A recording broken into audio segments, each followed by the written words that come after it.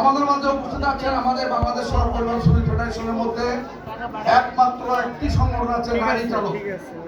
আপনারা জানেন যে আজকে বাংলাদেশের এই বিভিন্ন ক্ষেত্রে বিভিন্ন সেক্টরে বিশেষ করে ডিপ্লোম্যাটিক জোন সহ নারী চালকরা আজকে গাড়ি চালাচ্ছে। একটি মাত্র আমাদের ফেডারেশনের মধ্যে 251টা ইউনিয়নের মধ্যে প্রস্তাবিত একটি ইউনিয়ন, সেই ইউনিয়নের আমাদের নারী নেত্রী খাদিজা রহমান, উনি এই সংগঠনের সেক্রেটারির দায়িত্বে আছেন। উনি এখানে উপস্থিত হয়েছেন, ওনাকে আমি আন্তরিক ধন্যবাদ জানাই। আপনাদের আজকের এই অনুষ্ঠানে আপনাদেরকে আমি কোনো বক্তব্য না বাড়িয়ে অনুষ্ঠানের যে আনন্দঘন মুহূর্তটা আমি নষ্ট করতে চাই না। আমি শুধু এটুকু বলতে চাই যে ঢাকা জেলা সিএনজি অটোরিকশা ও মিশুক চালক ইউনিয়ন, আমি মনে করি আপনাদেরকে অবগত করে দেয়, আপনারা জানেন না, আপনাদের এখানে মা বোনেরা অনেকে এসেছেন, পরিবারের সদস্যরা এসেছেন, সুযোগ হয়েছে আমার আজকে কথা বলার। একটু দুইটা কথা বলি।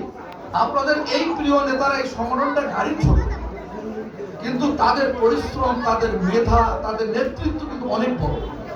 বাংলাদেশ সড়ক পরিবহন শ্রমিক ফেডারেশনের কাছে কিন্তু আপনাদের এই সংগঠনের নেতাদেরকে যথেষ্ট সম্মান করে। তাদের এমন কোনো প্রোগ্রাম নাই, বাংলাদেশ সড়ক পরিবহন শ্রমিক ফেডারেশনের এমন কোনো কর্মসূচি যে নাই যেখানে আপনাদের প্রিয় নেতা সাখাওয়াত হোসেন দুলাল সহ প্রত্যেকটা নেতাই সেখানে মানে ব্যাপকভাবে অংশগ্রহণ করে।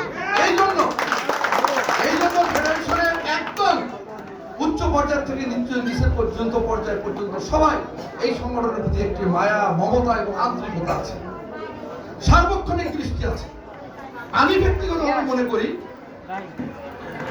এই অটোরিকশা শ্রমিক ইউনিয়নে যত শ্রমিক আছে, বাংলাদেশের মধ্যে 251টা ইউনিয়ন বাংলাদেশ সড়ক পরিবহন শ্রমিক ফেডারেশনের অন্তর্ভুক্ত। ঢাকাতে এবং চিটাগাং সহ সারা দেশে, আমি অন্য সব জাতি বাদ দিয়ে শুধু ঢাকার কথা বলি, যত শ্রমিক আছে অটোরিকশার মধ্যে নিয়োজিত, এত শ্রমিক বাংলাদেশের কোন পরিবহন সংগঠনের মধ্যে নাই। কিন্তু আমরা কেন দুর্বল জানেন?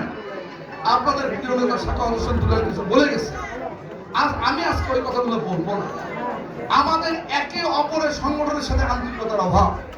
আমার এক ভাই আজকে দুঃখ করে বললেন, যথার্থই বলছেন, সঠিক বলছেন, যে আজকে প্রশাসন সহ বিভিন্ন জনের শ্রমিকদের উপর নির্যাতন করে, বিভিন্নভাবে গালিগালাজ করে। কথাটা সত্য। আজকে মালিকদের অত্যাচার আছে। একটা গাড়ি দুইজনকে দুই বেলায় গাড়ি চালাচ্ছে, যা জমা নেওয়া দেওয়া তার ডাবল নিচ্ছে, কোথাও তাকে তারও বেশি নিচ্ছে। এই যে বৈষম্য, এইটা কেন হয়েছে জানেন? শুধু 2-3টা সংগঠনের অনৈক্যের কারণে, শুধু অনৈক্যের কারণে। আমি একটা প্রস্তাব দিয়েছিলাম ফেডারেশনের কেন্দ্রীয় নেতাদের একটা বৈঠকে, আপনাদের নেতা ছিল সাখাওয়াত হোসেন দুলাল। আমি সেদিন প্রস্তাব দিয়েছিলাম যে আপনারা সবকটা সংগঠন মিলিয়ে একটা সংগঠনে আসিয়ে দাঁড়ান, একটা প্ল্যাটফর্মে দাঁড়ান।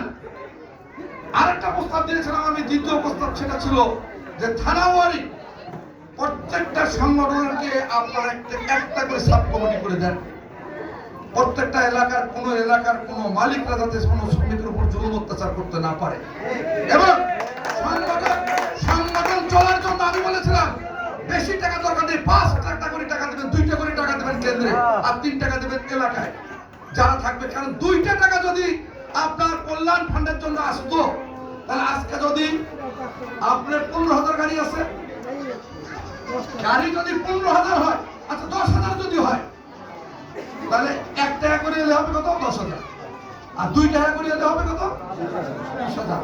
20,000 টাকা যদি শ্রমিকদের, অটোরিকশা শ্রমিকদের কল্যাণের জন্য আজকে যদি ঢাকা জেলা অটোরিকশা সিএনজি অটোরিকশা মিশুক চালক শ্রমিক ইউনিয়নের নামে আসে, এইটা যদি আরো 3টা সংগঠনের মধ্যে ভাগ করে দেওয়া হয় মাসের শেষে, তাহলে কি টাকা কম হবে? টাকার পরিমাণ কিন্তু 2 টাকা। আজকে যদি সম্মিলিতভাবে এলাকা ভিত্তিতে আপনাদের ইউনিয়নের প্রেসিডেন্ট, সেক্রেটারি সহ যথেষ্ট চেষ্টা করে, দুলাল তো প্রতিনিয়ত চেষ্টা করে।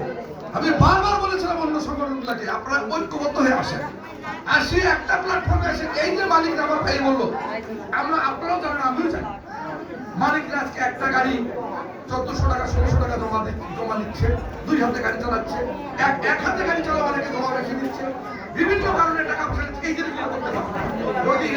ভিত্তিক থানা ওয়ারি আমাদের একটা সম্মিলিত কমিটি থাকে। দুর্ভাগ্য বিষয় আমাদের মধ্যে সেটা আমরা অনেক চেষ্টা করে যাচ্ছি। আরেকটা বিষয় বলেছেন সভাপতি সাহেব, আমি আপনাদের আশ্বস্ত করতে চাই ফেডারেশনের সভাপতি জনাব শাহজাহান সাহেব এবং জনাব ওসমানী সাহেবের সাথে আলাপ করে আমি নিজে উদ্যোগ নেবো ইনশাল্লাহ। উনি যে দুইটার কথা বলছেন সেটা হলো একটা বিক্রিয়া পান এবং আরেকটা কথা যেন বলছে আমি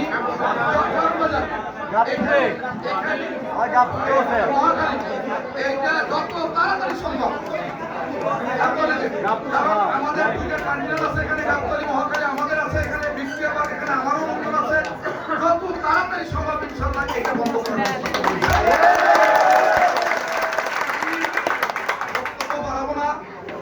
আমি শুধু এইটুকু বলবো যে আপনাদের সাথে আপনাদের এই সংগঠন আমি ব্যক্তিগতভাবে আমি মনে করি যে ধন্যবাদ দিয়ে ছোট করার কিছু নাই।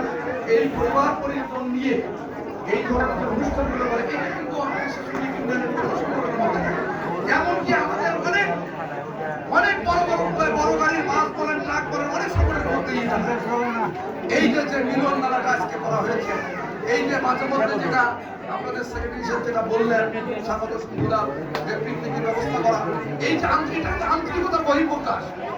একটি সংগঠন করলে বছরে 6 মাসে 3 মাসে যদি একটি করে একটা মিলন মেলার মতো হয়, আজকে সবাই প্রধান মেলায় এসেছেন, আনন্দ উপভোগ করতেছেন।